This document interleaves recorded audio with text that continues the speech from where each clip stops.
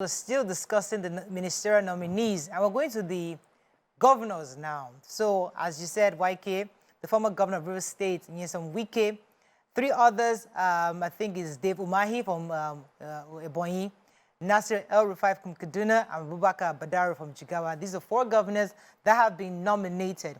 Wike, let me come to you because you say it's the elephant in the room. Well, how big is this elephant? What part of it is the elephant? The elephant has many sides. The elephant is PDP. Ah, thank you. Okay. That's very, very... Very germane. Very germane. So now, we need to know, is this elephant going to drop his PDP card and join APC, or remain with PDP and continue as a Nigerian? Yeah, he's a Nigerian, so I'm not saying he can't. Yeah. But you don't have to be a party member to be a minister, actually. You don't. You don't have to be. Most of them are party members. Absolutely. Most of them, he's like the only one that jumped out at me as a non-party member. Yeah. But we all know his antecedents. Yes. Before the election. And if some argue that maybe this our president is magnanimous to embrace, we'd like to see an LP, maybe in the last list we'll see somebody from LP and somebody from the other party. We're just saying, if it is about being magnanimous to bring in other party members, maybe we'll see other people from other parties too. But right now we've seen former governor. That would make me joyous, very joyous. So, but I mean, I don't think that. I'm not thinking. Let me tell you the truth. I'm not thinking about party. I'm thinking about people, competent people who, they are ready to do the job. I don't want to just be seeing party people and let me take Yusuf's call, then I'll come to you, Tokwe. Yusuf from Kaduna, thanks for calling. Oh, I'm so sorry. Kaduna, Yusuf, go ahead. My first comment when we came on discussing this was the list reflects rewarding loyalty and competence, obviously, because when you go through most of them, you know that they have a bit of track record from those that have gone through. But there's a loyalty thread. So I don't expect the remaining 11 to contradict loyalty. So that's on one side. On the other side is the fact that when we are talking about ministerial list, we hope that when we are matching, the next level is when we match portfolio to individuals that are getting this list, it will reflect their capacity to deliver. And I have strongly given this administration benefit of doubt, as in, like, I have decided that I'm going to be very optimistic and open. I won't be closed-minded about what I expect them to deliver. So I am expecting that the president is going to follow his track record of when he was in Lagos and how he was able to always put the round pegs in the round holes, and he knows how to pick people and do that. But I was a bit confused when I saw David Umahi, and I'm really, really trying to read up, because as a governor, I do not see transformation in the state. And if you are from Ebonyi State, you can disagree and call in to support. But I didn't see major transformation in the state, and he's someone that also, like, decamped in 2020, he decamped into APC. So he's really typically a PDP person. I would love to understand the mindsets, the basis for nomination. You know, when we watch other news and they talk about these kind of things happening, they'll be telling you about what he did for the president, his track record. So we understand the part of track record, though, but I'm just saying that. Somebody will say, well, as you said, we wait for people to call from Ebonyi. Governor El-Rufai? Yes, I'm excited about a lot of people. But El-Rufai, a lot of people who live in Kaduna State. So there are many issues, of course, as you know. Wike took the story of the Ogun State governor. He said you may do good in one area and bad in another. So a lot of people will say that they've seen a huge development in Kaduna State infrastructurally. And so I'm a bit curious where he will be placed. We know he's been FCT minister before. See, whenever I go to Abuja and I see FCT, I think of El-Rufai. Yes. Like, you cannot drive in Abuja and not think of El-Rufai. So if they bring him back with that portfolio, I don't know. Him back? Is it possible? Well, I also think of Wike being in that portfolio, because Wike did a lot of infrastructural development within his state, number one. Also, commissioning. But the commissioner we saw, we didn't see. Towards the end. He also was very, and I think that I'm not necessarily a fan of him. I respect him. I don't want to be him. But Wike is vocal. He would speak if you get a contract and you don't deliver, maybe they've awarded the contract to you. I imagine Wike as the Minister for Works, and a contract was awarded and they did not deliver in like 6 months. I would imagine Wike will come on in the news and say that we have given this contract to so and so construction company, and they have not laid one block. All right, in we'll the past see how 6 I'll come months. to you, Mariam, in a second. Let me take a look at Toyin from Dublin. Good morning. Good morning, Lauren Toyin. How are you? You're live. Go ahead. Thanks. Good morning. Man. How are Morning. Oh, good. you? And I just want to say good work for good work you guys are doing there. And I Thank you, appreciate sir. You guys. And okay, and about the political nominees, and you guys are saying that people that the people that they nominated. Are they competent enough in order to do the job, they are going to give to them? Or is it, nepotism, maybe people that people know, the other parties, we want Nigeria to be forward, to move forward in whatever they are doing. Anybody they put in the post, they should, screen and look at that person squarely, maybe starting from the scratch, to where they are now, to see how they are competent enough in order to do what the government or do the things what the people want. Thank you very much. Thank you very much, Oluwatoyin. I think I got the message. Mariam, let me come back to you. I didn't really hear what he said. Yeah. So, yes. Go ahead, Mariam. yes, I was just saying that in Kaduna State, El-Rufai, a lot of people would say he's done so much, infrastructurally in Kaduna State. And I'm hoping, so that shows that as a leader, he was quite respected. Yes. He had vision, and so these are the sort of people that we would like to see in ministerial positions. And we have also seen him as FCT minister once before. And as Mariah, said, every time she goes to Abuja, she remembers that he did a good job there as well. So I'm looking forward to seeing where he'll be placed. I would have said FCT minister, but I don't know if it's okay to put him back there.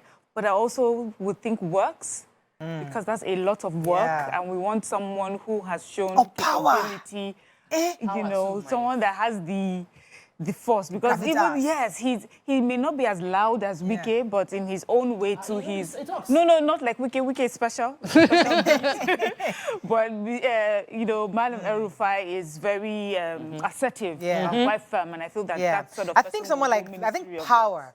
We need someone like an El-Rufai. Yes, because you need somebody who would not take nonsense. All these ones that were begging for meters, that were going up and down, he would ensure if this Nigerian company, foreign companies, he would put them to put them straight. Call them out. So I think El-Rufai would be great in power. But don't talk about Mr. Dele Alake. Yeah. I loved him as a spokesperson because I think he's very eloquent, very articulate. This is the kind of person that I would have liked that they left him as the special advisor, strategy, as he but either way though, I like the role he's currently playing because he speaks well, doesn't insult. He will tell you, he will give you facts when he's speaking, and when he responds or speaks on behalf of the government, we hear him properly. But Minister of Information, I'm not sure what the portfolio would entail going forward, but he usually would speak for the government. So well, his job would not be much different from what he's doing right now. I would have liked him to be closer to the presidency. You know how we're actually, because I know right now, sometimes you think of the minister somewhat slightly far away from the principal.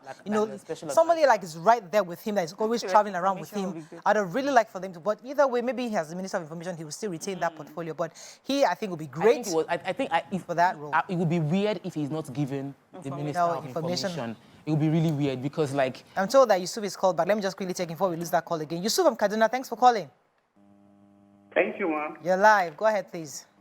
All right, ma'am. I want to say kudos to the president for the ministerial list that he has done forwarded to the National House. Okay. Yes, this is what we have long been waiting for, right from the day he came into office. Seriously, on my opinion, I would prefer their portfolio be left undisclosed until the Senate are able to screen them. I think the job will be given to a person who can best carry out the job as expected. But if their portfolio are displayed now, they are going to be screened based on area of specialization. Yeah. And here, like we saw in the previous administration, there were switching of ministries. Okay. So if that happens now, how will they switch? So I think the screening should be based on who can perform the job. Okay. All right. Yes, and I expected El-Rufai to be in the list just as I saw it. All right. Thank you very much, Mr. Yusuf. This is a comment saying that some governors spend money on PR, some don't. I can tell you, Engineer David Umahi is one of the best performing governors in the era as governor. He could even make a better Minister of Works than Wike, that you just mentioned. With lean resources, he did very well in many areas of infrastructure. Okay, that's somebody's perspective. But let's go ahead, Wike. I just wanted to say that when Tokwe made the comments about David Umahi, because I had watched Journalists Hangout yesterday, I had heard that he did a lot of infrastructure. Yeah, airports, university, many things. I had done a lot of things, so I Googled it. And I will. Yeah. So he's just equally as So we watched the video during the break, Wike. That's now on TV. But no, yeah. I watched the video while I was on set, so she can watch it. Okay. What I wanted to say is, I hear about infrastructure. Yeah. I hear. I want to ask everybody's opinion. Please, how will infrastructure help the ordinary person? I'm not saying don't infrastruct, infrastruct if you must. But can you please think of the ordinary man? How will that put bread on my table? How will that put Gary on my table? Because a lot of, I noticed that a lot of our governors, they concentrate on building flyover. You won't go and do the small road. There was a comment in one of the papers today, I didn't see it, but I heard it on the radio, that someone had made a comment that we should start to ride bicycles. It's not a bad idea.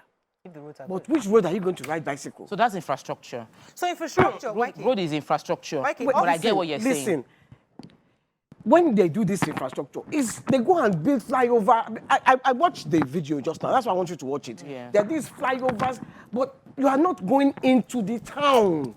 You are not going into the state to go and touch my life. Yeah. You are building the one that everybody will see and say, wow. With no doctors. Yeah. Okay, so I get that. You're absolutely correct. But some would also argue that what infrastructure does, it helps to boost economic development, because you have a business. And you can't transport your business to Kaduna, or you can't move your goods to Ekiti State because the roads are bad. Transportation is up because the truck drivers are breaking down because of bad road. So there are various levels. So you're right. As you are doing that, I think it should be done simultaneously and with proper planning, where the money is going to infrastructure at the federal level. People in the local government too, and the state level are also doing their own part to ensure that even the local community and local economy also boosts with this money. So you're right in saying that, but it actually does connect. Even interstate and inter-country, the Niger Republic, we're building the bridges there. The idea is that to increase commerce. So it's at different levels, but I think it should be simultaneously done. What Wike is saying is in order of priority. When, there was a presidential candidate. Wike complains about road every single day here. Yes. Every morning. Yes. It's infrastructure. Yes. No, but go to Abeokuta, you go and see all the bridges there. Yes. How does that help my own life? Yes. So that's my complaint. Of priority. I want to build bridges everywhere. Started bridges in Akute. He didn't even finish them. And while he was building the bridges, he was spoiling all the roads. Okay. All right, let me take this call that comes to you, Tokwe. Good morning from Jos. Thanks for calling. Hello? Thank you. You're live. Go ahead, morning. please. Morning. Yes, I'm Gofuk. I'm calling from Jos. Okay. I am a first-time caller. Welcome to the show. I never heard that name Especially before. from me. Go ahead, Gofuk. What I want to say is that we have governors who are doing infrastructure. But one thing with economy is that we have to think about governors that have done industries that can employ people and put food on the table of a common man. Which governors and people that have done something that has to do with manufacturing, for example? These are the things we are talking about, not building flyovers. Yeah. I'm an urban planner. I know the importance of infrastructure.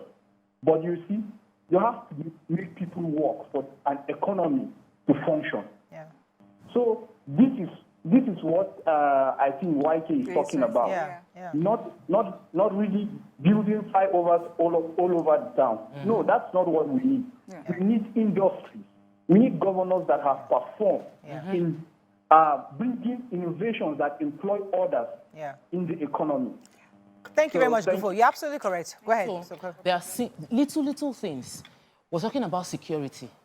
So you build a very beautiful infrastructure, beautiful facility, and people will now come and they will come and remove the table, remove the chair, carry the AC away because they need money to eat. So people will vandalize because they don't have jobs and there's no security.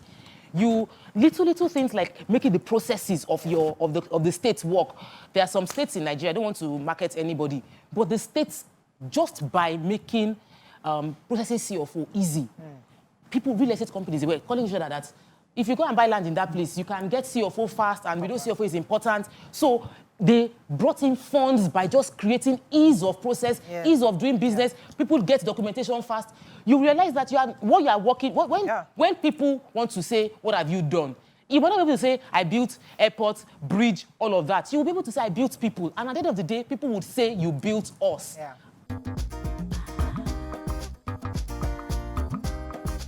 Stay tuned. Your View will be right back.